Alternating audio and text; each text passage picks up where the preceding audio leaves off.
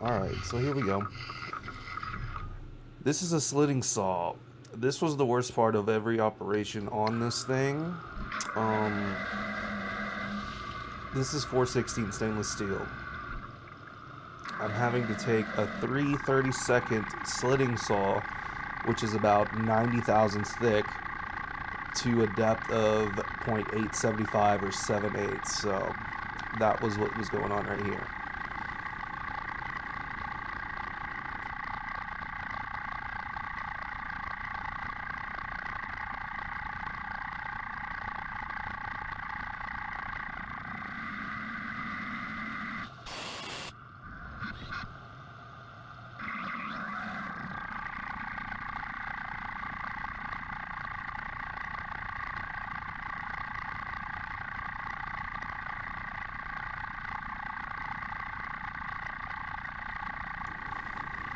So here we are, another cut.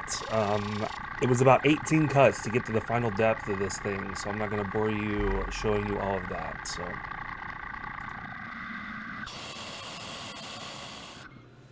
next operation, putting my little probe in here. I'm going to probe the part, find center, and find the edge.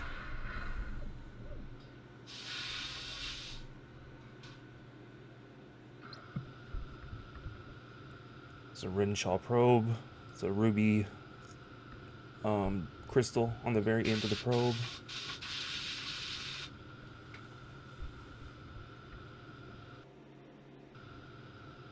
Found the center. Now I'm gonna get my X0 here. There we go.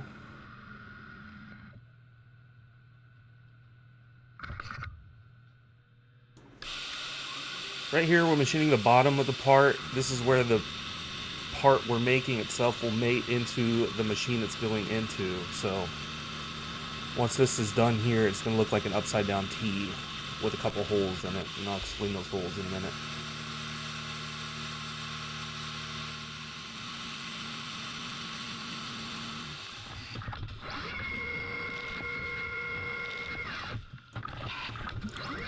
Right here I had to interpolate the bottom of this hole. I didn't want the angle of the drill at the bottom since I didn't have much room for threads.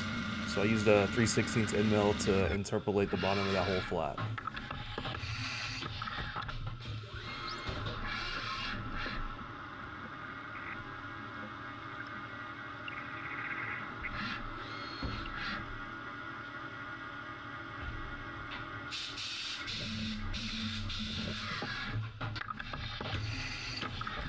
Here we go with the tap, 5/16 18. Put a little cutting wheel on there. It's not gonna go very deep. These holes were, I think, 0.160 deep, so it's a very tight fit. So here we are. That's what it looks like now. As you can see, it's T-shaped. Now we just got to put some grooves on the top of it, and we'll be good to go.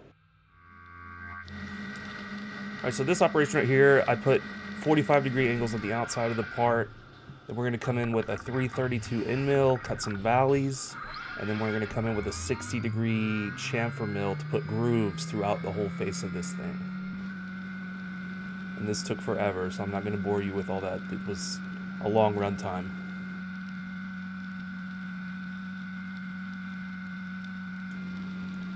Unfortunately, my file's corrupted while I was cutting these grooves. The runtime was very long and I didn't have the right SD card for my camera, but this is the finished product of the grooves.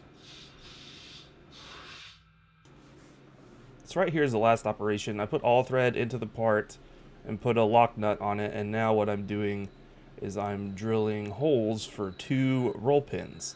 And the roll pins are what keeps these pieces of all thread from coming out. This is where this actually mounts into the machine and gets bolted down onto the machine that uses this part. Got all that done. Now I got my roll pin, my little trusty brass hammer. This is also a 3/32 roll pin, very small, hard to work with, kind of awkward, but we got it in there. Okay, we got her in there. Now we're going to take this jam nut off, and then we'll flip it around and do the same thing.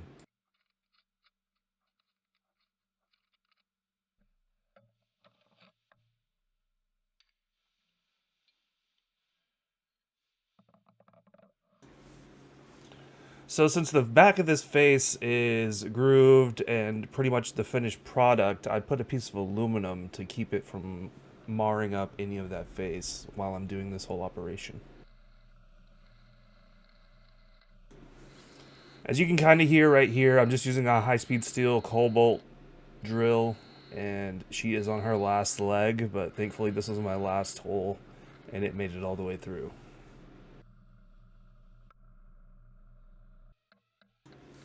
Same thing, put our roll pin in, take our nut off, and we're done.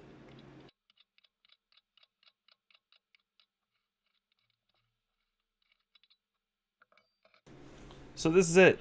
Thanks for watching. I want to get better at doing this. This is my first video. I know it's probably a little clunky, but I plan on recording a lot more and showing off what I build on a day-to-day basis at this little job shop that I work at every day. So thanks for watching.